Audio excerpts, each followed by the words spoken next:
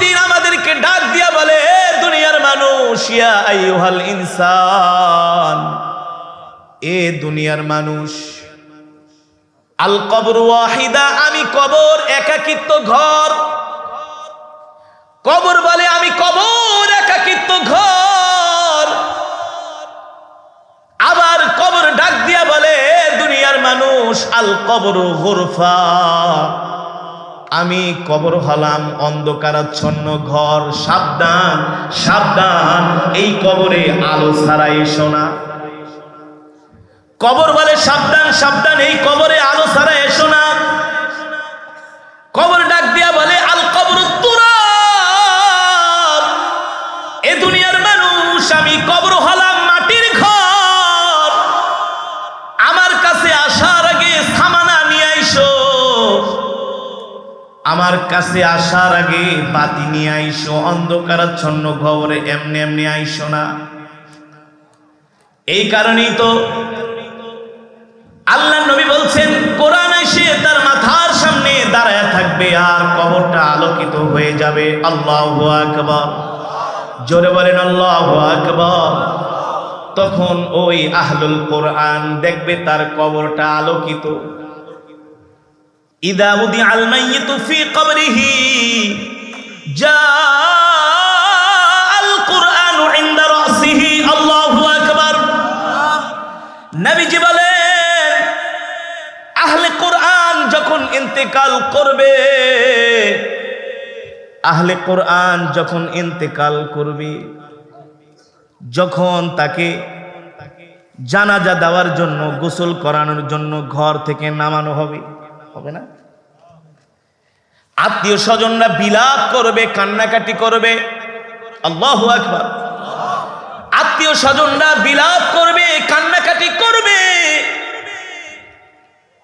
তখন আল্লাহর একজন ফেরেশতা দাঁড়ায়া ঘোষণা করতে থাকে, এ দুনিয়ার মানুষ, তোমরা কান্না করো না।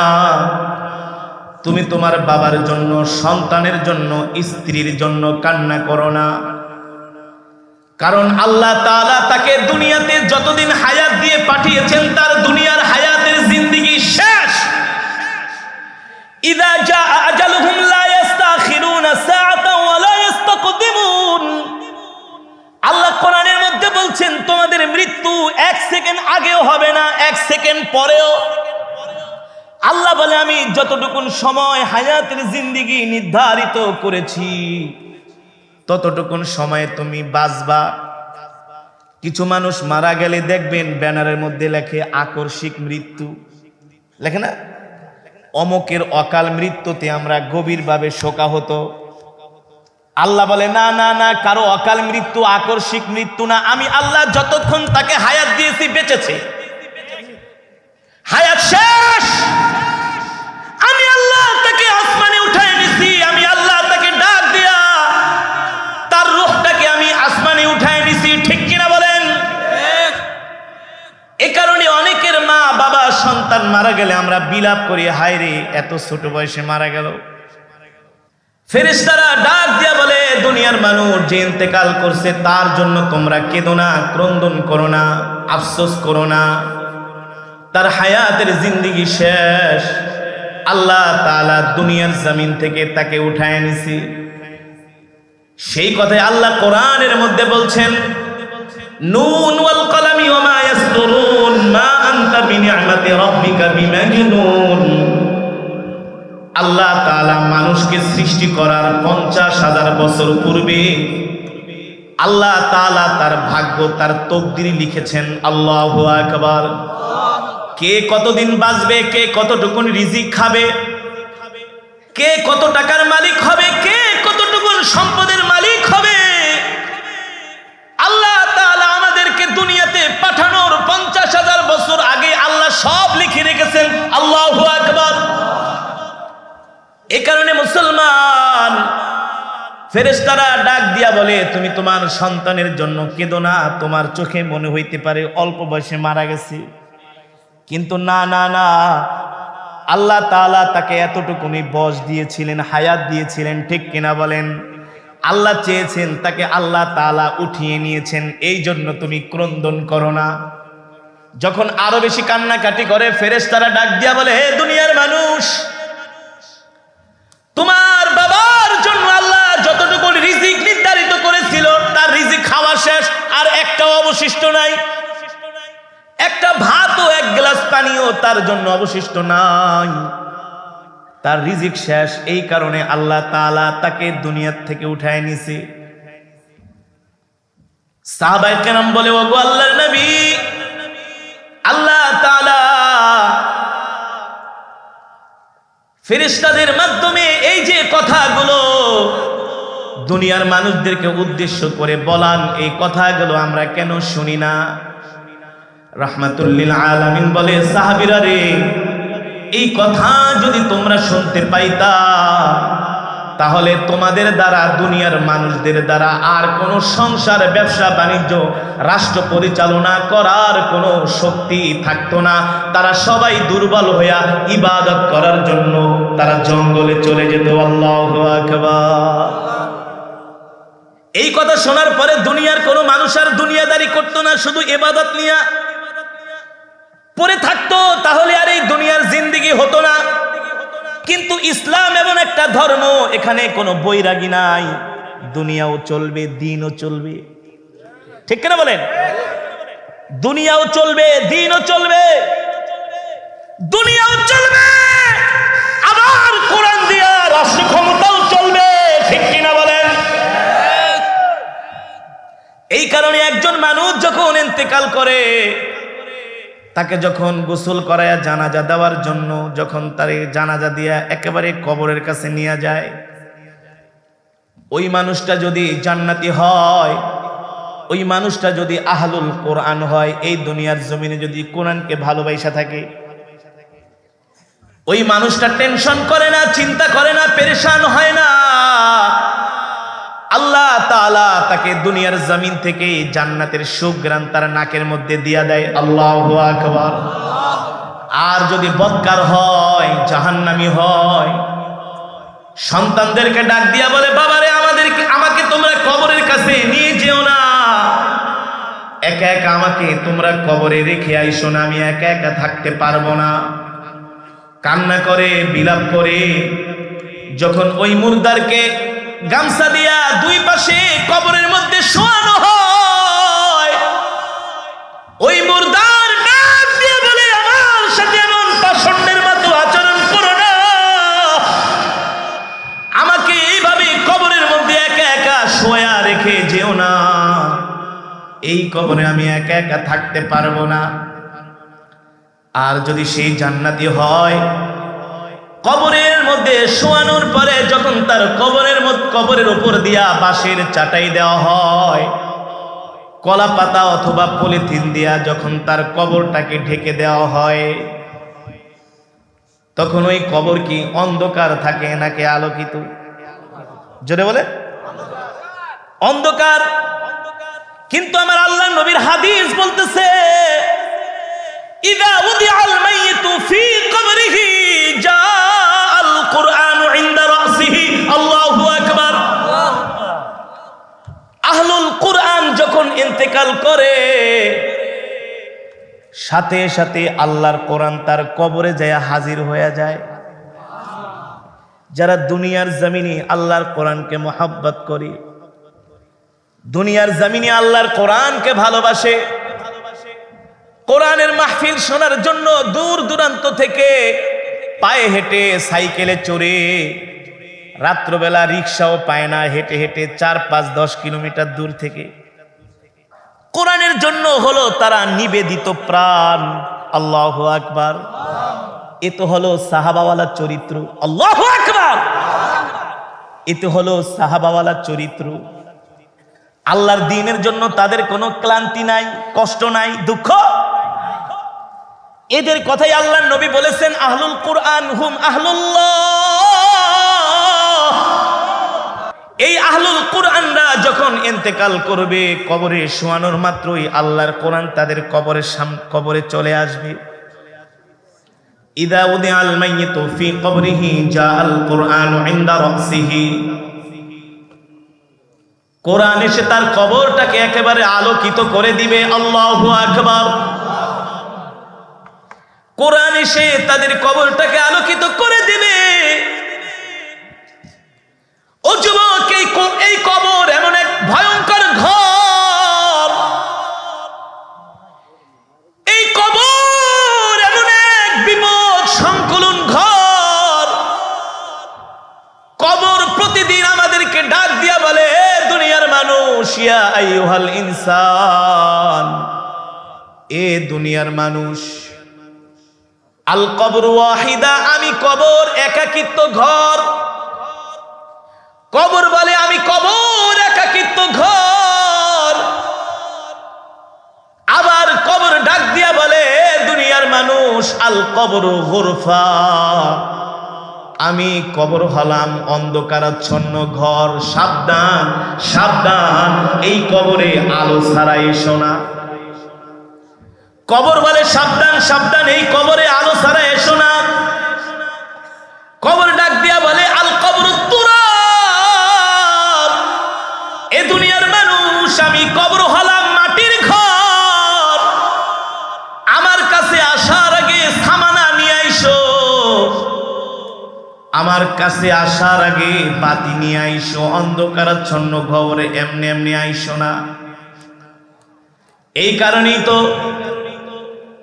আল্লাহ নবী বলছেন, কোরআন এসে তার মাথার সামনে দাঁড়ায় থাকবে আর কবরটা আলোকিত হয়ে যাবে। আল্লাহু আকবার, জোরে বলেন আল্লাহু আকবার।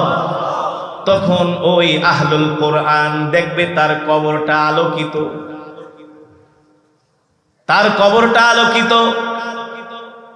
আল্লাহর কোরআন তাকে ডাক দিয়া বলবে, তুমি চিন্তা করো না, পেরেশান হয়ো না, তুমি ঘুমাও, আমি তোমাকে পাহারা দিচ্ছি। আল্লাহু আকবার। ঠিক তার কিছুক্ষণ পরে দুইজন ফেরেশতা তার কবরের মধ্যে প্রবেশ করবে। তাকে তিনটা প্রশ্ন করবে। কয়টা প্রশ্ন? মার রাব্বুকা ওয়া মান দীনুকা ওয়া মান নাবিয়ুকা, তিনটা প্রশ্ন করা হবে তাকে। সংক্ষেপে বলছি আল্লাহর বান্দারা, যখন এই ফেরেশতারা কবরে ঢুকবে তখন আল্লাহর কোরআন তাদেরকে বলবে,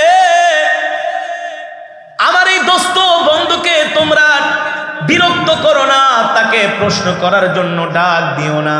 বারবার ফেরেশতারা এসে ডাক দিবে, ওঠো ওঠো, তোমার সাথে আমাদের কিছু প্রশ্ন আছে, কথাবার্তা আছে, শেষ করো, তারপর ঘুমাও। আল্লাহর কোরআন বলবে, না না না, এখন আমি আমার বন্ধুকে ঘুম থেকে জাগাইতে দিব না। এক পর্যায়ে ফেরেশতাদের সাথে আল্লাহর কোরআনের সাথে ঝগড়া লেগে যাবে। ফেরেশতারা ডাক দিয়া বলবে, আপনি কে আমাদের কাজে বাধা দেন? যেমন পুলিশ বলে কিছু হইলেই সরকারি কাজে বাধা, ঠিক না? ফেরেশতারাও বলবে, আপনারা আমাদের কাজে বাধা দিচ্ছেন। আল্লাহর কোরআন বলবে, বাধা টাধা বুঝি না, তাড়াতাড়ি গেট আউট। আল্লাহু আকবার। আল্লাহর কোরআন বলবে, বাধা বুঝি না, চলে যাও। বারবার যাবে, আল্লাহর কোরআন তাদেরকে খেদায় দিবে, যাও, গেট আউট। শেষ পর্যন্ত আল্লাহর কোরআন তাকে পাহারা দিবে, তার ঘর আলোকিত হয়ে যাবে। শেষ পর্যায়ে ফেরেশতারা বলবে, ঠিক আছে চলে যাচ্ছি, তবে একটা প্রশ্ন করি, উত্তর দেন। বিনয়ের সাথে বলবে। কেন বিনয়ের সাথে বলবে এই কথাটা আমি আপনাদেরকে বলতেছি। দেখবেন বড় কোনো লোক যদি পুলিশে ধরতে আসে, যদি দেখে যে তার উপরে তার পাওয়ার র্যাঙ্ক বেশি, শেরের উপর সোয়াশের, স্যার স্যার স্যার, তাহলে আমি চলে যাই sir, sir excuse me sir, তাহলে স্যার জানে যে তার চেয়ে তার কি কোনো লাভ। ঠিক ফেরেশতারাও বলবে, চলে যাচ্ছি, কিন্তু পরিচয়টা একটু দেন। আল্লাহর কোরআন বলবে, ফেরেশতা, তোমাদের ক্ষমতা আছে, পাওয়ার আছে, আমি মানি, কিন্তু আমার চাইতে তোমাদের পাওয়ার বেশি না। ফেরেশতারা বলবে, তাহলে আপনার পরিচয়টা একটু দেন। আল্লাহর কোরআন বলবে, তোমরা হচ্ছো আল্লাহর একদল বিশেষ বাহিনী ফেরেশতা, আল্লাহ তোমাদেরকে এই কাজে নিয়োজিত করছে।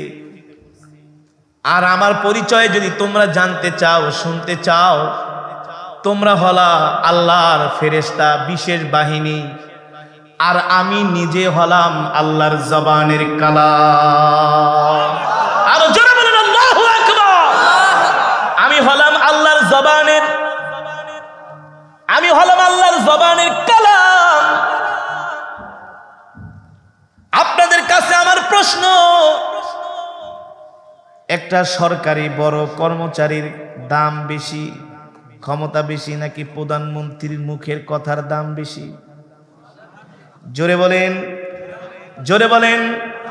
কারণ যে যত বড় তার কথাও তত বড়। কালামুল মুলুকি মুলুকুল কালাম, বাদশার কথা সে তো কথার বাদশা। আল্লাহু আকবার। আমার আল্লাহ যত বড় তার কথাও, হ্যাঁ, আমার আল্লাহ যত দামি তার কথাও তত দামি, ঠিক কিনা বলেন? আল্লাহর কোরআন বলবে তোমরা তো আল্লাহর ফেরেশতা বাহিনী, আর আমি হলাম সরাসরি আল্লাহর জবানের কালাম। ফেরেশতারা কয় ঠিক আছে, সার জায়গা, তারা চলে যাবে, চলে যাবে। এবার আল্লাহ তাআলা হাসরের ময়দান কায়েম করবে। কেমন হবে হাসরের ময়দানটা? ইয়াউমা ইয়াফিরুল মারউ মিন আখিহি ওয়া উম্মিহি ওয়া আবিহি ওয়া সাহিবাতিহি ওয়া বানিহি লিকুল্লি ইমরিইন মিনহুম ইয়াউমাইযিন শা'নুন ইউগনিহি। আল্লাহ এমন একটা বিচারের মাঠ কায়েম করবেন, এমন একটা বিচারের মাঠ আল্লাহ তাআলা কায়েম করবেন, যেই দিন সন্তান বাবার পরিচয় দিবে না, বাবা সন্তানের পরিচয় দিবে না, স্ত্রী স্বামীর পরিচয় দিবে না, স্বামী স্ত্রীর পরিচয় দিবে না।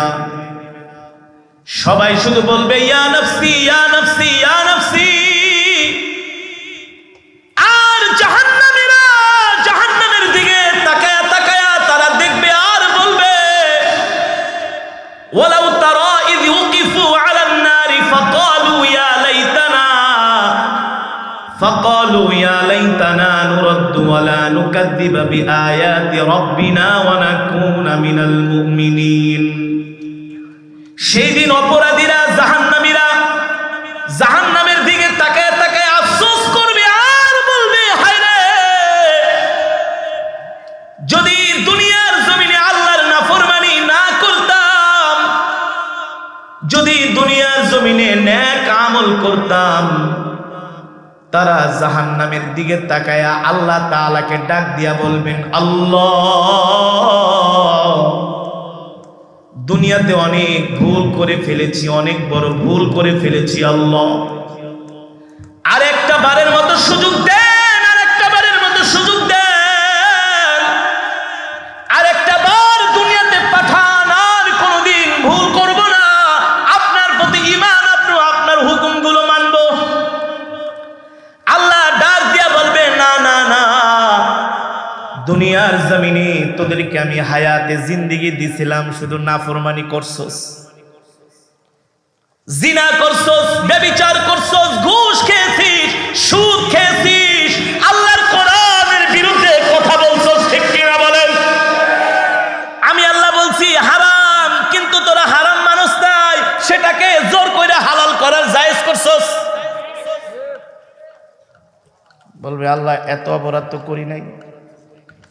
আল্লাহ বলবে অপরাধ যদি না করে থাকোস, আমি আল্লাহ তোদের গলার মধ্যে আমলনামা ঝুলাই দিলাম। ওয়াকুল্লা ইনসানিন আলজামনাহু তাইরাহু ফি উনুকি ওয়া নুখরিজু লাহু ইয়াওমাল কিয়ামাতি কিতাবান ইয়ালকাহু মানশুরা।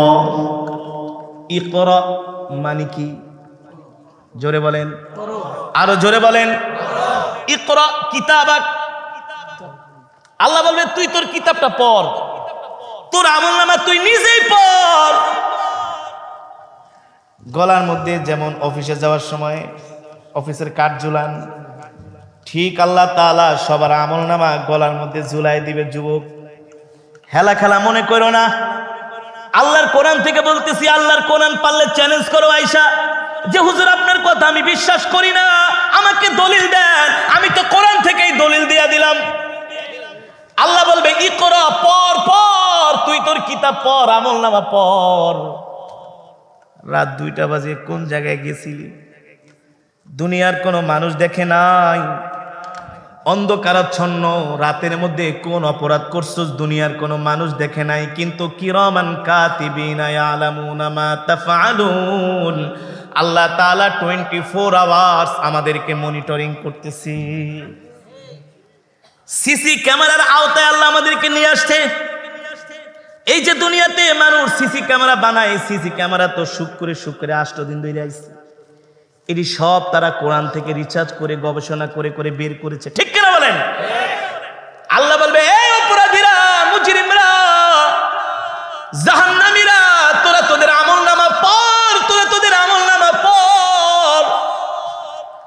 তখন তারা আমলনামা পড়বে আর বলবে ইয়া লাইতানি মালি হাদাল কিতাব। এটা আবার কেমন আমলনামা আল্লাহ ধরাই দিলা? অবিশ্বাস করার তো কোনো, দেখতেছি আমলনামার ভিতরে আছে কোন জায়গায় চুরি করছিলাম, কলমের খোসা দিয়া ঘুষ খাইছিলাম, মানুষের উপর অত্যাচার করছিলাম, জুলুম করছিলাম, অন্যায়ভাবে থাপ্পড় মারছিলাম, কোনো বাকি নাই, সব কিছু তার আমলনামার ভিতরে আল্লাহ লিপিবদ্ধ করে রেখেছেন। আল্লাহ বলে আজকে আমি কারো প্রতি বিন্দু মাত্র জুলুম করব না, ঠিক কিনা বলে? আমি আল্লাহ কারো প্রতি বিন্দু মাত্র জুলুম করব না। তবে এই কথা সত্য, আমি আল্লাহ কোন অপরাধীকেও ছেড়ে দিব। লিমানিল মুলকুল ইয়াউমা লিল্লাহিল ওয়াহিদিল কাহ্হার। আল্লাহ বলে জুলুম করব না, ঠিক আছে, কিন্তু একটা অপরাধীকেও ছাড়ব না। আজকে কড়াই গন্ডায় হিসাব নিয়ে দেখাই দিব। দুনিয়ার জমিনে তুমি তোমার হায়াতের জিন্দেগিটা কোন কাজে ব্যয় করছো? আল্লাহ বলে আমি আল্লাহ কড়াই গন্ডায় হিসাব নিয়ে দেখাই দিব, কাউকে আমি আল্লাহ ছাড়ব না, ঠিক কিনা বলে? কিন্তু যারা আল্লাহর কোরআনের পক্ষে থাকবে, আল্লাহর কোরআনকে মহব্বত করবে, আহলুল কোরআন হুম আহলুল্লাহ, ওই যে আল্লাহর কোরআন কিন্তু তার কবরের সাথে ছিল না, সে বলবে দোস্ত চলো চলো, তোমার গন্তব্য এখানে না, তোমার গন্তব্য হলো জান্নাত। আরো আস্তে কোন, আরো আস্তে কোন। আল্লাহর কোরআন তাকে বলবে দোস্ত তোমার গন্তব্য এখানে না, তোমার গন্তব্য হলো জান্নাত। এবার কোরআন তাদেরকে সাথে নিয়ে যাবে জাহান্নামের গেটে। যেই জাহান্নামের যেই দারোয়ানরা আছে তারা দেখা সেলুট দিবে, বলবে যান যান যান। এবার যাবে মিজানের পাল্লার কাছে, মিজানের পাল্লার ফেরেশতারা দেখা বলবে যেখানে আল্লাহর কোরআন সাথে, সেখানে আবার তার কিসের নেক আমল পাল্লাই দিব। আল্লাহু আকবার। বিশ্বাস হয় না? আপনার সাথে যদি সরকারের পুলিশ থাকে, আপনাকে কোথাও ধরবে না? ধরবে? সরকারি লোক আছে তো, আল্লাহর ফেরেশতারা তার সাথে, মিজানের পাল্লার ফেরেশতারা কি বলতো, যান যান যান, আপনার জন্য রেডি জান্নাত। আল্লাহু আকবার। এবার যাবে পুলসিরাতের কাছে। পুলসিরাত এমন একটা পুল, চুলের চেয়েও চিকন, হীরার চেয়েও ধার। 1000-এর মধ্যে 999 জন ওই পুলসিরাতের পোল থেকে সিটকে কেটে কেটে জাহান্নামে পড়ে যাবে। আল্লাহ, এই অবস্থা দেখে আহলুল কোরআন ভয় পেয়ে যাবে। আল্লাহর কোরআন বলবে দোস্ত ভয় পেও না, ভয় পেও না, তুমি ভয় পাইবা দেখেই তো আমি তোমার সাথে আছি। আল্লাহু আকবার। আল্লাহ আপনি আমাদের কবুল করে নেন, আমরাও যেন বিনা হিসাবে জান্নাতে যেতে পারি, আল্লাহ ফায়সালা করে দেন। এবার যখন পুলসিরাতের পোল পার হয়ে যাবে, কবর হলো একজন মুমিনের জন্য প্রথম ঘাঁটি। ওই ঘাঁটিতে কোরআন তাকে পাহারা দিয়েছে। কবরের ঘাটি যদি একজন মুমিন পার হয়ে যায়, জান্নাতে যাবার জন্য তার আর কোনো বাধা থাকে না। এই কারণে আল্লাহর নবী বলছেন, তোমরা আল্লাহর কাছে বেশি বেশি দোয়া করবা, আল্লাহুম্মা ইন্নী আউযু বিকা মিন আযাবিল কবর ওয়া মিন আযাবিল হাসর। আল্লাহর নবী বলছেন, উম্মত তোমরা আল্লাহর কাছে বেশি বেশি দোয়া করবা যে আল্লাহ আপনি আমাদেরকে কবরে নিয়ে আযাব দিয়েন না, হাসরের ময়দানে বিচার করবেন না, হিসাব নিকাশ নিয়েন না, বিনা হিসাবে জান্নাতের ফয়সালা করে দিয়েন। ঠিক কিনা বলেন? আল্লাহর নবী আবার আমাদেরকে শিখাই দিয়েছেন, তোমরা এই দোয়াটা বেশি বেশি করবা যারা মক্কা শরীফে হজ করার জন্য যান। যখন বাইতুল্লাহ তওয়াফ করেন, বাইতুল্লাহ 7টা তওয়াফ, কয়টা তওয়াফ? ওই তওয়াফের মধ্যে মুফাসসিরিনে কেরাম বলছেন, আল্লাহর নবী বলছেন যে তোমরা বেশি বেশি দোয়া করবা, রব্বানা আতিনা ফিদ দুনিয়া হাসানা ওয়া ফিল আখিরাতি হাসানাতাও ওয়া কিনা আযাবান নার। আল্লাহু আকবার। দেখছেন আমার আল্লাহ, আল্লাহু আকবার, কত মহান বান্দা। তুমি দুনিয়াতে যখন আমার ঘরের কাছে আইবা, শুধু তুমি আখিরাত চাইও না, দুনিয়াও চাইও। সুবহানাল্লাহ বলেন। কারণ যার দুনিয়া সুন্দর তার আখিরাতও সুন্দর।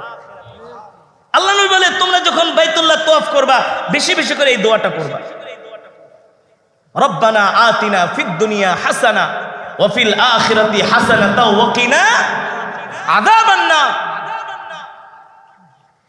আমিরুল মুমিনিন খলিফাতুল মুসলিমিন হযরত ওমর আযম ওমরে ফারুক রাদিয়াল্লাহু তাআলা আনহু এই কারণেই যখন কোন কবরের পাশ দিয়া যাইতেন, কবর দেখলে হযরত ওমর, কবর দেখলে তিনি কবরের মধ্যে যায় শুয়া পড়তেন। কেউ নতুন কবর করতেছে, এই কবর দেখা তিনি এত ক্রন্দন করতেন আর বলতেন, কবর রে তুমি হচ্ছ একজন মুমিন মুসলমানের জন্য প্রথম ঘাঁটি, তোমার থেকে যদি কেউ মুক্তি পাওয়া যায় তার জন্য আল্লাহ জান্নাতকে সহজ করে দিবেন। ঠিক কিনা বলি? এই কারণে আমরা নামাজে বেশি বেশি দোয়া করব, আল্লাহ আপনি আমাদেরকে কবরের মধ্যে কোনো আযাব দিয়েন না। ঠিক কিনা বলেন? কারণ কবরের আযাব সহ্য করতে পারবো না, ওই অন্ধকার কবরে একা একা থাকতে পারবো না। পারবেন? 5 মিনিট কারেন্ট গেলে গায়ে সহ্য করতে পারি না, এমন গরম।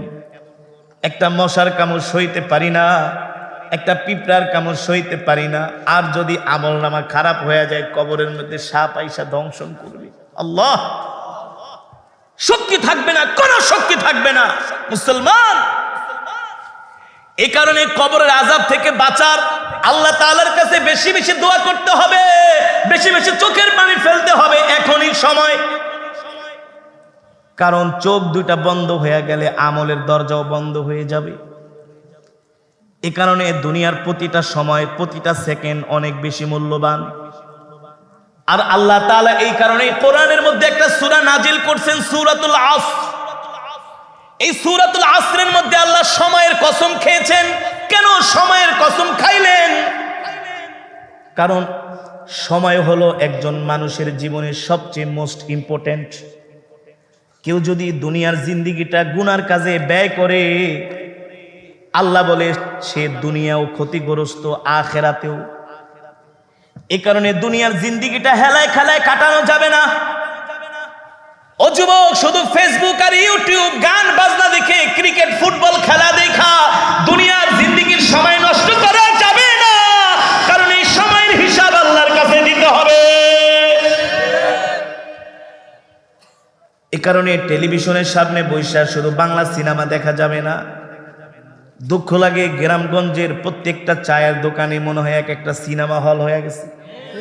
বড় সিনেমা হল বন্ধ হয়েছে, কিন্তু মিনি মিনি সিনেমা হলগুলো চায়ের দোকান। 30, 40, 50 জন বৈশা বৈশা 3 ঘন্টা সিনেমা দেখে নাই? আর জনমের বিড়ি টানা টানে। একসাথে যদি 10-20 জন মানুষ বিড়ি টানে আর যদি ধোঁয়া ছাড়ে, ওই জায়গাটা কি হয়? ওটাতে একটা জাহান্নাম হয়ে যায়। হ্যাঁ, ওটাতে একটা জাহান্নাম হয়ে যায়। অথচ পাশেই মসজিদ, আজান দিচ্ছে, হাইয়া আলাস সালাহ, নামাজের দিকে আসো, হাইয়া আলাল ফালাহ, কল্যাণের দিকে আসো। অথচ এক ওয়াক্ত নামাজ পড়তে সর্বোচ্চ 15-20 মিনিট সময় লাগে। 10 মিনিট সময় লাগে, আর একটা সিনেমা দেখতে 3 ঘন্টা সময় লাগে। তুমি 10টা মিনিট 15 মিনিট নামাজের পিছনে ব্যয় করতে পারো না, 3 ঘন্টা সিনেমার পিছনে ব্যয় করো। মনে রাখো, এই যে সময়টা সিনেমা দেখা কাটাইতেছো, এই কারণে হাসরের ময়দানে তুমি আফসোস করবা।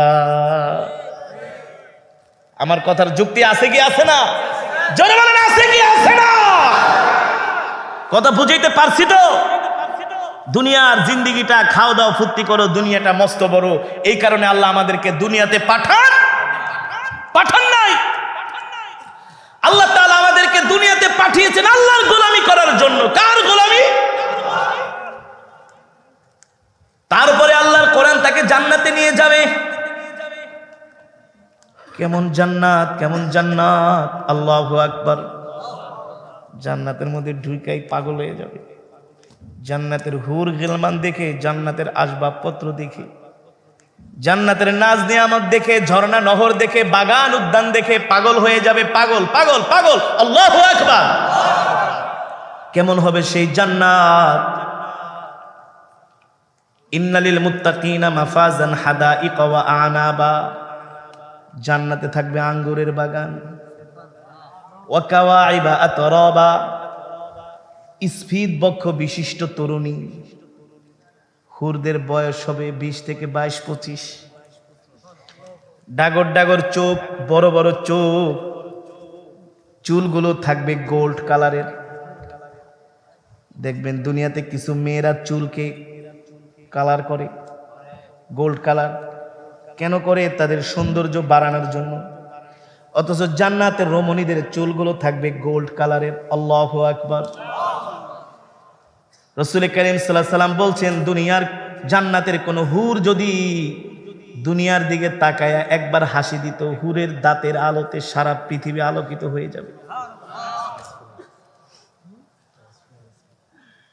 আমি যখন মালয়েশিয়াতে 2017 সালে গেলাম একটা রাষ্ট্রীয় প্রোগ্রামে তেলাওয়াত করার জন্য, আমাকে নিয়ে একটা 10 স্টার হোটেলে উঠাইলো। এক রাতের ভাড়া 80,000 টাকা, অর্থাৎ বাংলা টাকার $1,000। এবার বোঝেন তো, এক রাতে 80,000, আর ঢুকলে কি আছে ভিতরে? এমন বিছনা, এমন সব কিছু আসবাবপত্র দেখা পাগল হয়ে গেলাম। দুনিয়ার 5 স্টার 10 স্টার হোটেল যদি এত সুন্দর হয়, আমার আল্লাহ আহলে কোরআনদের জন্য, আল্লাহর প্রিয় বান্দাদের জন্য এমন জান্নাত বানাইছি, কল্পনাও করা যায় না। বিশ্বাস হয় না? বিশ্বাস হয় না? ইয়াতুফু আলাইহিম ওয়ালদানুম মুখাল্লাদুনা বিআকওয়াবিন ওয়া আবারিক ওয়া কাসিম মিন মাইন। জান্নাতের মধ্যে এমন এমন হুর গিলমানরা থাকবে, ওই জান্নাতের রমণীদের শরীর থাকবে এমন নরম। কেমন নরম? ডিম আছে না, ডিম? ডিমটা ভাঙলে ডিমের মধ্যে একটা হলুদ কুসুম থাকে। এই জোরে বলেন, আল্লাহর কোরআন থেকে বলতেছি। ওই হলুদ কুসুমটা কোনো সময় হাত দিয়া ধরছেন নাকি? কথা কয় না? ধরা যায় না, ফাটার আগে ধরা যায়, না ফাটার আগে ধরা যায়। মিয়া খালি বৌর দিয়ে রান্না করেন, নিজে একটু করে খায়, মাঝে মাঝে ডিম ভেজে খায়, ধরা যায় না? দেখবেন হলুদ কুসুমটা দেখবেন আলতো ভাবে হাত দিয়া চাপ দিলে, আঙ্গুল দিয়া তুলে নরম সফট। ঠিক জান্নাতি হুরদের শরীর থাকবে এমন নরম। আল্লাহু আকবার। তাদের শরীর থেকে এমন খুশবু বের হবে, সুবহানাল্লাহ বলেন। এই জান্নাত তো আর টাঙ্গাইলের চমচম না, বগুড়ার দই না, কুমিল্লার রসমালাই না। এই জান্নাত পেতে হলে দুনিয়াতে সাধনা করতে হয়, আরামের ঘুম হারাম করতে হয়। ঠিক কিনা বলে? এমনি এমনি আল্লাহ জান্নাত দিবে না। জান্নাত দিবে অনেক ইমানের পরীক্ষা নেবার পরে। ঠিক কিনা বলে? ও যুবক, ও মুসলমান, এ কারণে দুনিয়ার হায়াতের জিন্দেগিটা এমনি এমনি নষ্ট করে দেওয়া যাবে না। হাসরের ময়দানে তারাই বেশি আফসোস করবে যারা দুনিয়াতে অনেক সময় গান বাজনা দেখা নষ্ট করছে, ক্রিকেট খেলা ফুটবল খেলা দেখে নষ্ট করছে, নামাজে যায় নাই, জিকির করে নাই, আল্লাহর হুকুম মানে নাই, অথচ তাদের অনেক সময় হাতে ছিল। ঠিক কিনা বলেন? এই কারণে যখন সময় পাইবেন, ফ্রি সময়, যখনই ফ্রি সময় পাবেন, হাতের মধ্যে একটা তসবিহ নিয়ে বেশি বেশি জিকির করবেন। জিকির জিকির বেশি বেশি জিকির করবেন। একটা তসবিহ নিবেন হাতে, সময় পেলে বসে বসে কোরআনের তেলাওয়াত করবেন, কোরআনের তেলাওয়াত শুনবেন। হ্যাঁ, কি করবেন? 1 মিনিট সময় অবহেলা করে নষ্ট করবেন না। বেশি বেশি দুরূদ শরীফ ইস্তেগফারের আমল করবেন। সকাল সন্ধ্যা কোরআনের তেলাওয়াত করবেন। এভাবে যদি জীবনটাকে আমলের মধ্যে কাটাইতে পারেন, আরশের মালিক আমাদেরকে ইনশাআল্লাহ জান্নাতের ফয়সালা করে দিবেন। ঠিক কিনা বলি? এবার ওই জান্নাতীকে কোরআন জান্নাতে নিয়ে যাবে, জান্নাতের নাজ নেয়ামত দেখে অবাক হয়ে যাবে। তারপরে প্রশ্ন করবে, কি আপনার পরিচয়, কোথায় আপনার বাড়ি, কোথায় আপনার ঘর? আল্লাহর কোরআন বলবে, তুমি আমাকে চিনো নাই? তুমি তো আমার তেলাওয়াত শোনার জন্য মাইলকে মাইল হেঁটে গিয়েছিলে। তুমি তো আমাকেই আল্লাহর জমিনে প্রতিষ্ঠা করার জন্য রক্ত দিয়েছিলে, মাল দিয়েছিলে, জান দিয়েছিলে। ঠিক কিনা বলেন? তুমি কেমনে ভাবলা আমি কোরআন তোমাকে ছেড়ে চলে যাব? কশিন কালেও হতে পারে না। আজকে আমি কোরআন, তুমি দুনিয়াতে আমাকে ভালোবাসছো, সেই ভালোবাসার প্রতিদান আমি কি তোমাকে দিলাম? আজকে তোমাকে আমি কবর থেকে পাহারা দিয়ে দিয়ে একেবারে জান্নাত পর্যন্ত পৌঁছে দিয়ে গেলাম। সুবহানাল্লাহ বলেন, সুবহানাল্লাহ বলেন। আল্লাহর কোরআন বলবে, আর কোনোদিন তোমাদেরকে জান্নাত থেকে বের করা। সে কথায় আল্লাহ কোরআনে বলছেন, ফামান যুহজিহা আনিন নার ওয়া উদখিলাল জান্নাতা ফাকাদ ফাস। যে জাহান্নাম থেকে মুক্তি পায়া জান্নাতে ঢুকলো, আল্লাহ বলে সেই হচ্ছে সফল, সেই হচ্ছে জ্ঞানার, সেই হচ্ছে ব্রেনি, সেই হচ্ছে বুদ্ধিমান। আর যে জাহান্নামের আগুন থেকে বাঁচতে পারলো না, আল্লাহ বলে সে কখনো সফল না। ঠিক কিনা বলে? এখন আল্লাহর কথা সত্য নাকি আমাদের কথা? আমরা তো মনে করি দুনিয়াতে যে কদিন আছি হারাম হালাল নাই, খালি কামা। খালি কি কর? কামা। ঘুষ সুদ বুঝি না, খালি কামায় ব্যাংকে ঢুকা। একটা কথা মনে রাখবেন, হারামের কিন্তু আরাম। মুসলমান আসুন, এখনো সময় আছে।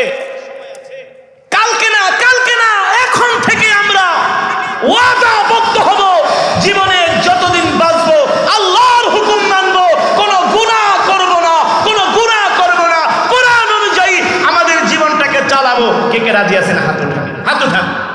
নারায়ে তাকবীর, নারায়ে তাকবীর। বলেন আল্লাহ। জীবনে যতদিন বাঁচবো তোমার হুকুম মেনে চলবো। জীবনে যতদিন বাঁচবো 5 ওয়াক্ত নামাজ পড়বো। আল্লাহ কবুল করে নাও, আমিন। হাত নামান। এখন থেকে, কালকে থেকে না। কিছু মানুষ আছে, ভাই নামাজ পড়েন না, হুজুর কালকা থেকে পড়ো। আরে বেটা, কালকা কি আবার? এখন থেকে। কি এখন থেকে ওয়াদা করলেন, নামাজ ছাড়বেন না, মিথ্যা কথা বলবেন না, হায়াতের জিন্দিগিটা হেলায় খেলায় কাটিয়ে ইনশা। আমি কি আপনাদেরকে বোঝাতে পেরেছি? বোঝাতে পেরেছি ভাই?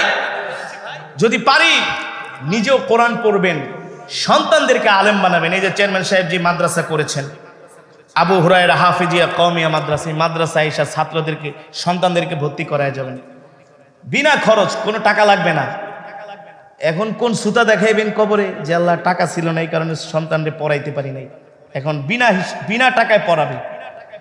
একটা সন্তানকে শুধু আলেম বানান না, হাফিজ বানান না, আরে টাকা দিয়া হুজুর ভাড়া করে আয়না দোয়া করান, আর নিজের সন্তান দোয়া করান। আসমান আর জমিন পার্থক্য, আসমান আর জমিন তফাৎ। ঠিক কিনা বলেন? এই কারণেই আপনাদের সন্তানদেরকে মাদ্রাসায় পড়ে আলেম বানাবেন। আপনি যখন একজন সন্তানের হাফেজের বাবা হবেন, মা হবেন, বোনেরা শুনতেছেন আমার কথাগুলো, এই সন্তান হাসরের ময়দানে আল্লাহর কাছে সুপারিশ করবে। রাসূলের হাদিস, আমি বানায় বলি না। মান ক্বারাআল কুরআন ফাস্তাযহারাহু ফাআহাল্লা হালালাহু ওয়া হাররামা হারামাহু আদখালাহু আল্লাহুল জান্নাহ। আরো জোরে সরে বলি আমিন। সম্মানিত হাজিরিন,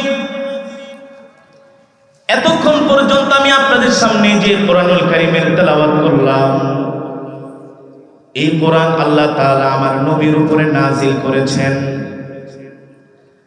আল্লাহ তাআলা এই কোরআন দিয়ে আমার নবীকে মক্কার জমিনে পাঠালেন। আল্লাহর নবী কোরআনের দাওয়াত দেওয়ার জন্য আবু জেহেল, উতবা, শাইবা, আবু লাহাবের বাড়িতে বারবার গিয়েছেন। আল্লাহর নবীকে আবু জেহেল, আবু লাহাব, উতবা, শাইবারা নবী হিসাবে মানতে চায় না। অথচ আল্লাহর পয়গম্বরের উপরে আল্লাহ তাআলা পৃথিবীর শ্রেষ্ঠ কিতাব নাজিল করেছেন।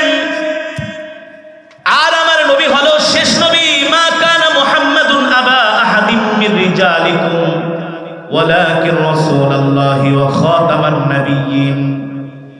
আমার নবী শেষ নবী। আমার নবীর পরে এই পৃথিবীর জমিনে আর কোন নবী আসবে না, ঠিক কিনা বলি? আমার নবীর পরে কেউ যদি নবী দাবি করে সে হলো কাফের। একদিক থেকে আমার নবীর উপরে আল্লাহ পৃথিবীর শ্রেষ্ঠ কিতাব নাজিল করেছেন, নাম হলো কোরআন। জোরে বলেন। দ্বিতীয় হলো আমার নবী শ্রেষ্ঠ নবী। আমার নবীর পরে আর কোন নবী পৃথিবীতে, সব দিক থেকে আমার নবী শ্রেষ্ঠ। কিন্তু আবু জেহেলরা আমার নবীকে তারা নেতা মানে না, নবী মানে না। আল্লাহর পয়গম্বরের স্ত্রী আমাদের আম্মা জান হযরত খাদিজাতুল কুবরা রাদিয়াল্লাহু তাআলা, তিনি ছিলেন আরবের সবচেয়ে ধনাঢ্য ব্যবসায়ী মহিলা। আল্লাহু আকবার। তার মতো এত বড় ব্যবসায়ী আরবের জমিনে ছিল না। এক দিক থেকে আম্মা জান ছিলেন বড় ব্যবসায়ী, দ্বিতীয় দিক থেকে ছিলেন আম্মা জান রূপবতী, গুণবতী। আল্লাহু আকবার। তৃতীয়ত আম্মা জান ছিলেন উচ্চ বংশের একজন মেয়ে। আবু জেহেলের তেমন সম্পদ ছিল না। আবু জেহেল ছিল দুষ্ট। এই সমাজে দেখবেন কিছু মানুষ আছে শুধু মানুষে ঝগড়া লাগায় দেয়, আছে না? আবু জেহেল ছিল এই প্রকৃতির। তার মাথার মধ্যে শয়তানি বুদ্ধি বেশি ছিল, এই কারণে শুধু মানুষে ঝগড়া লাগায় দিতে পারত, মিথ্যা বিচার করত, মানুষকে কুমন্ত্রণা দিত, খারাপ বিষয় বেশি মানুষদেরকে আবু জেহেল বুদ্ধি দিত। এই টাইপের লোক ছিল আবু জেহেল। একদিন রাস্তা দিয়া আবু জেহেল হেঁটে যাচ্ছেন, আর খাদিজা রাদিয়াল্লাহু তাআলা আনহার সামনে আবু জেহেল পড়ে গেলেন। আবু জেহেলকে আম্মাজান খাদিজা ডাক দিলেন, তাল হিনা ইয়া আবা জাহেল, এদিকে আসো, তোমার সাথে আমার কথা আছে। আবু জেহেল বললেন, বলো খাদিজা, তুমি আমাকে কি বলবা? আম্মাজান খাদিজা বলে, আবু জেহেল, তুমি আমার স্বামী মুহাম্মদ সাল্লাল্লাহু আলাইহি সাল্লামকে কেন এত কষ্ট দাও? তার বিরুদ্ধে কেন এত বিরোধিতা করো? আর আমার স্বামী মুহাম্মদ সাল্লাল্লাহু আলাইহি সাল্লামকে নবী মানতে তোমার সমস্যা কি? আবু জেহেল বললেন, দেখো খাদিজা, তোমার স্বামী মুহাম্মদকে আমি নবী মানবো, তবে কথা হলো যারা নেতা হয় তাদের সম্পদ থাকতে হয়। আচ্ছা আপনারাই বলেন, সম্পদ হওয়ার জন্য, নেতা হওয়ার জন্য সম্পদ কি কোনো বিষয়? যে নেতা হবে তার চরিত্র হবে সুন্দর, ঠিক কিনা বলেন? তার যোগ্যতা থাকবে, শিক্ষা দীক্ষা থাকবে, সুন্দর চরিত্র হবে, মানুষের সাথে সুন্দর ব্যবহার করবে। এই গুণগুলো আমার নবীর মধ্যে আছে কি? জোরে বলেন। শুধু নাই, আমার আল্লাহ আমার নবীকে বলছেন, ইন্নাকা লাআলা খুলুকিন আযীম। নবী আপনার চরিত্রই হলো উত্তম চরিত্র, ঠিক কিনা বলেন? আপনি হলেন একমাত্র উত্তম চরিত্রের উপরে প্রতিষ্ঠিত। আল্লাহু আকবার।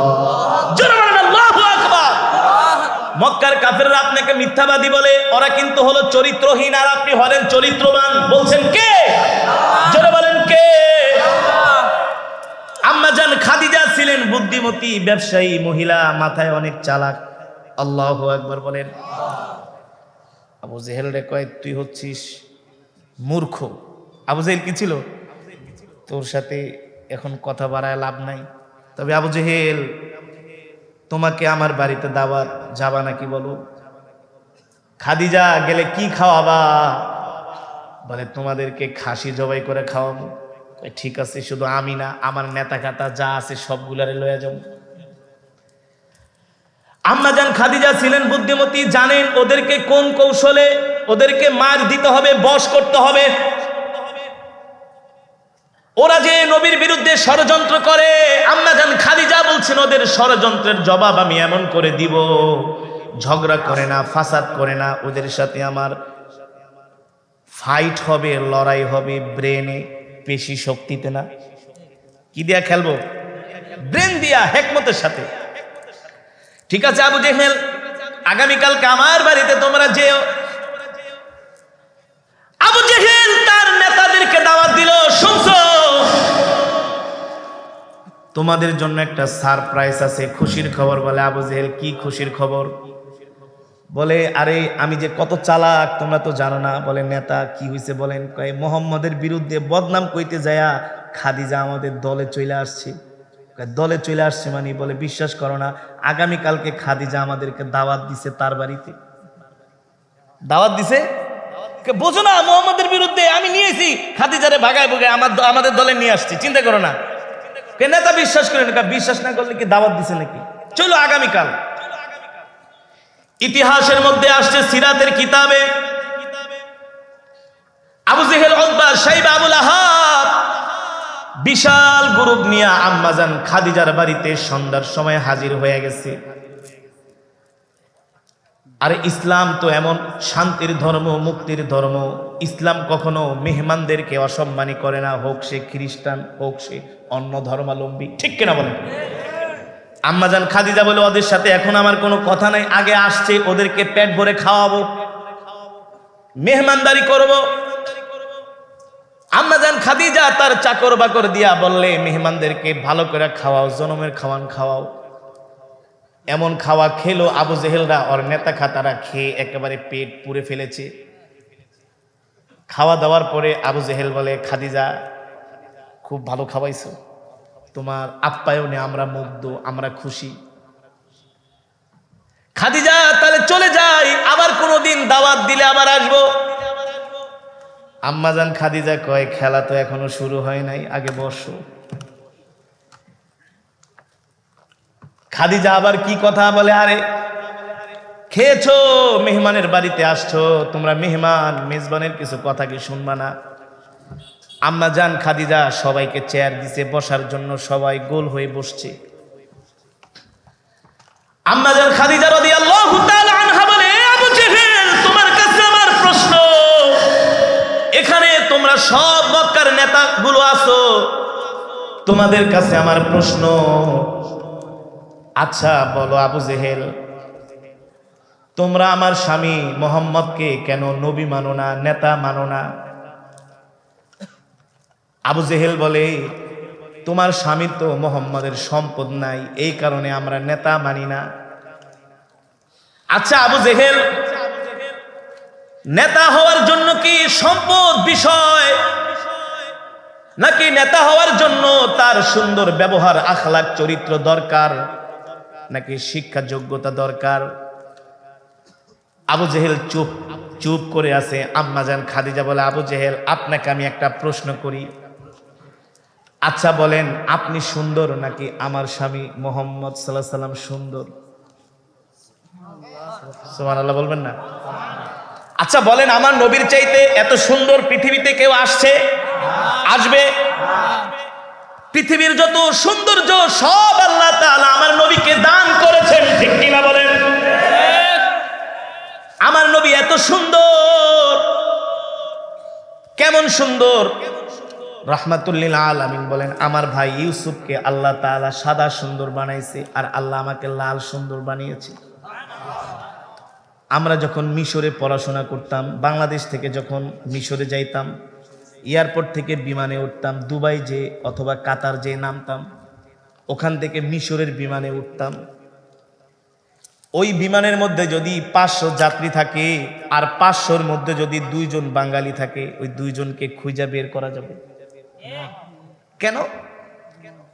তার কারণ হলো তারা 500ই হলো এক কালার, সবার চেহারা সুন্দর, কথা না, লম্বা চূড়া, বডি ফিটনেস, আর আমি বাঙালি হইলাম কালো। তাহলে খুঁজে বের করা যাবে কি যাবে না? জোরে বলেন, যাবে কি যাবে না? মিশরের মানুষ এত সুন্দর হওয়ার কারণ হলো পয়গম্বর ইউসুফ আলাইহিস সালাম ছিলেন এই পৃথিবীর জমিনে আল্লাহর নবীর পরে সুন্দর। সুবহানাল্লাহ বলেন। এ কারণে আম্মা জান আয়েশা রাদিয়াল্লাহু তাআলা আনহা বলেছেন, মিশরের রমণীরা পয়গম্বর ইউসুফের চেহারা দেখে আপেল কাটতে যে আঙ্গুল কেটে ফেলেছে, রক্ত বের করে ফেলেছে।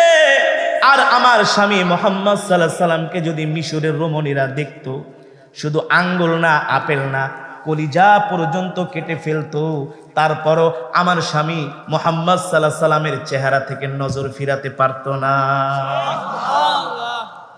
কেমন সুন্দর ছিলেন আমার নবী! আল্লাহু আকবার, আরো জোরে বলেন আল্লাহু আকবার। আম্মা জান খাদিজা বলে, আবু জেহেল বলো তুমি সুন্দর নাকি আমার স্বামী সুন্দর? মক্কার নেতারা এক বাক্যে স্বীকার দিল, খাদিজা তোমার বাড়িতে খায়া নিমক হারামি করব না। সত্য কোনোদিন গোপন গোপন।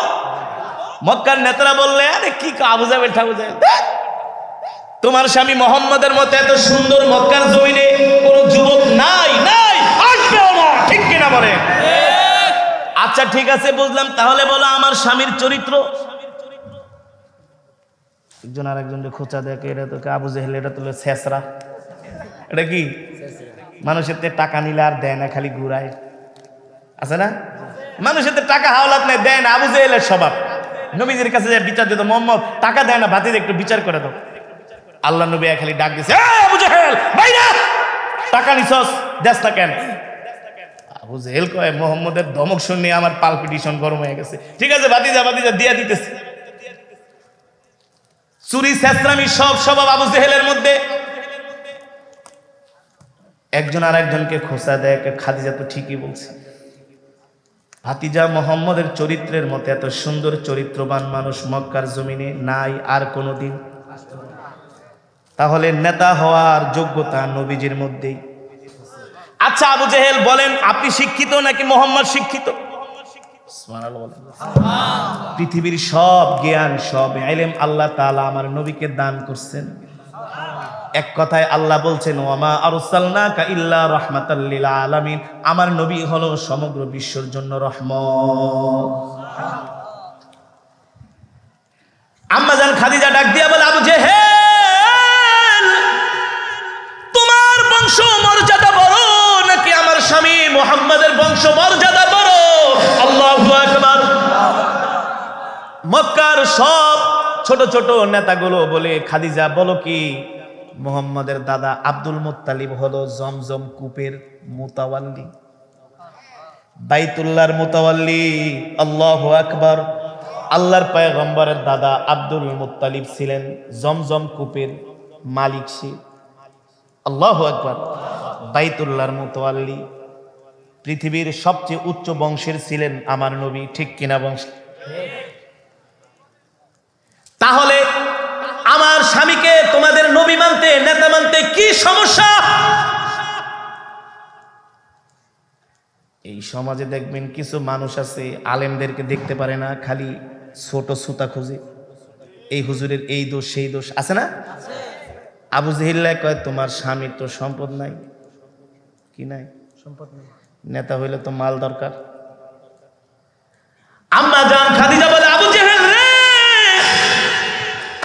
সম্পদ আমার বেশি না তোমার বেশি? কে বলছেন? আম্মা জান খাদিজা রাদিয়াল্লাহু তাআলা আনহা বলেন, এ আবু জেহেল, সম্পদ তোমার বেশি না আমার বেশি? না তোমাদের এখানে যারা আছে আমার চেয়ে কি তোমরা সম্পদশালী? ইতিহাসের মধ্যে আসছে আম্মাজান খাদিজা যখন আল্লাহ নবীকে বিবাহ করেন তখন তিনি কম হলেও 40 মণ স্বর্ণের মালিক। কোনো বর্ণনায় আসছে আরো বেশি। আবু জেহিল্লা কয় খাদিজা শুধু লজ্জা দিব না, খাওয়ায় ঠাওয়ায়। আবু জেহেলের নেতারা বলে খাদিজা কি বলো কি বলো, তুমি আরবের ধনাঢ্য ব্যবসায়ী মহিলা, আরে তোমার ধারে কাছে আমরা কোনোদিন আসতে পারবো না, এইভাবে লজ্জা দিও না খাদিজা, বাড়িতে দাওয়াত দিয়া এনে। আম্মাজান খাদিজা বলে তোমাদেরকে আমি লজ্জা দিচ্ছি না, যেটা সত্য সেটা বলো। এতদিন বলছো আমার স্বামীর সব ঠিক আছে কিন্তু সম্পদ নাই, এই কারণে তাকে নেতা মানো না, নবী মানো না। তাহলে আজকে আমি এই মজমা থেকে তোমাদের সামনে ঘোষণা দিলাম, আমার খাদিজার যত সম্পদ আছে সব আমি আমার স্বামী মোহাম্মদকে লেখা দিলাম। আজকে থেকে আমার সম্পদের মালিক আমার স্বামী মোহাম্মদ সাল্লাল্লাহু আলাইহি ওয়াসাল্লাম। আরো জোরে কোন সুবহানাল্লাহ।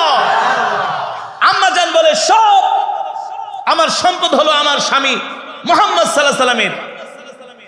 তাহলে আবু জেহেল বলো এখন তোমার সম্পদ বেশি নাকি মোহাম্মদের সম্পদ বেশি? সুবহানাল্লাহ বলেন। আবু জেহেল চুপ করে থেকে বলে খাদিজা তুমি যে আমাকে এমন কইরা ব্রেনটা একটা মাইর দেব আমি বুঝতে পারি না, আমারে মাফ করো, আমি চলে যাই। আল্লাহু আকবার বলেন। আল্লাহর পেয়ারা বান্দারা, আমরা মুসলমান, আমাদের ধর্ম ইসলাম, আমরা হলাম সর্বশ্রেষ্ঠ নবীর উম্মত। আমাদের কোরআন হলো পৃথিবীর শ্রেষ্ঠ কোরআন। আমরা যেই বাইতুল্লাহর দিকে নামাজ পড়ি কিবলা করে, বাইতুল্লাহ হলো পৃথিবীর সর্বশ্রেষ্ঠ ঘর। হ্যাঁ, আমার নবী যেখানে শুয়ে আছেন মদিনাতুল মুনাওয়ারা, মদিনা হলো পৃথিবীর সবচেয়ে শান্তির জায়গা। বিশ্বাস করেন না? এই কিছুদিন আগে আমেরিকার একদল বিজ্ঞানী, পরিবেশ বিজ্ঞানী, তারা গবেষণা করেছে যে পৃথিবীর জমিনে সবচেয়ে নিরাপদ শহর কোনটা, শান্তির শহর কোনটা। তারা গবেষণা করে একথা লিখতে বাধ্য হয়েছে যে পৃথিবীর সবচেয়ে নিরাপদ শান্তির শহর হলো মদিনাতুল মুনাওয়ারা। আল্লাহু আকবার, আল্লাহু আকবার, আল্লাহু আকবার। মুসলমান, একদিক থেকে আমাদের কোরআন শ্রেষ্ঠ কোরআন, আমরা হলাম শ্রেষ্ঠ নবীর উম্মত, আমাদের বাইতুল্লাহ হলো পৃথিবীর শ্রেষ্ঠ ঘর, ঠিক কিনা বলেন? আর মদিনা হলো পৃথিবীর সবচেয়ে শান্তির শহর, নিরাপত্তার শহর, নিরাপদের শহর। তাহলে সব দিক থেকে আমরা মুসলমান নাম্বার ওয়ান, সব দিক থেকে আমরা মুসলমান নাম্বার ওয়ান। আল্লাহ আমাদের এত নিয়ামত দিয়েছেন বিনা দরখাস্তে, কিন্তু আমরা মুসলমান, আমাদের চরিত্র এখন এমন খারাপ হয়ে গেছে, দুনিয়ার যত চুরি ছেঁচড়ামি সব আমরা করি, মিথ্যা কথার গোডাউন নিয়ে আমরা বসে থাকি, ঠিক কিনা বলেন? এ কারণে সব ছেড়ে দিতে হবে, মিথ্যা কথা, চুরি, জিনা, ব্যভিচার সব ছেড়ে দিতে হবে। লাকাদ কানা লাকুম ফি রাসূলিল্লাহি উসওয়াতুন হাসানাহ। আল্লাহর নবীর আদর্শ, আল্লাহর নবীর চরিত্র আমাদের গ্রহণ করতে হবে, ঠিক কিনা বলেন? আল্লাহর নবী কোনোদিন মিথ্যা কথা বলে নাই, আমরা তার উম্মত, আমরা কোনোদিন মিথ্যা কথা বলবো না। আল্লাহর নবী কোনোদিন মানুষকে কষ্ট দেয় নাই, দিছে? লিনুল কালাম, আল্লাহর নবী সবসময় মানুষের সাথে নরম ভাষায় কথা বলেছে। কি ভাষায় ভাই? কখনো কর্কশ ভাষায় কথা বলেন নাই। এ কারণে আমরা এক মুসলমান আরেক মুসলমানের সাথে নরম ভাষায় কথা বলবো, কোমল। রাসূলের হাদিস, যারা কোরআন শিখবে, কোরআন পড়বে, হালাল হারাম মেনে চলবে, আল্লাহ তাদেরকে জান্নাত দিবে। তারপরে যারা হাফেজে কোরআন হবে, কি হবে? 10 জন হাফেজে কোরআন তার মা বাবা আত্মীয় স্বজনদের জন্য সুপারিশ করতে পারবে। সুবহানাল্লাহ বলেন, সুবহানাল্লাহ বলেন। তাহলে আমাদের সন্তানদের আলেম বানানোর দরকার আছে কি আছে না ভাই? আল্লাহ কবুল করুন বলি আমিন। এই মাজমাই মাহফিলকে আল্লাহ কিয়ামত পর্যন্ত কবুল করুন বলি আমিন। তাহলে এতক্ষণ যে বয়ান শুনলেন, কি বুঝলেন, কি নিয়ে বাড়িতে যাবেন? আজকে বয়ানের মূল বিষয় হলো আল্লাহ তাআলাকে ভয় করতে হবে, ভয় করে গুনাহ ছেড়ে দিতে হবে, আর নামাজ পড়তে হবে, আল্লাহর হুকুম মানতে হবে, ঠিক কিনা বলেন?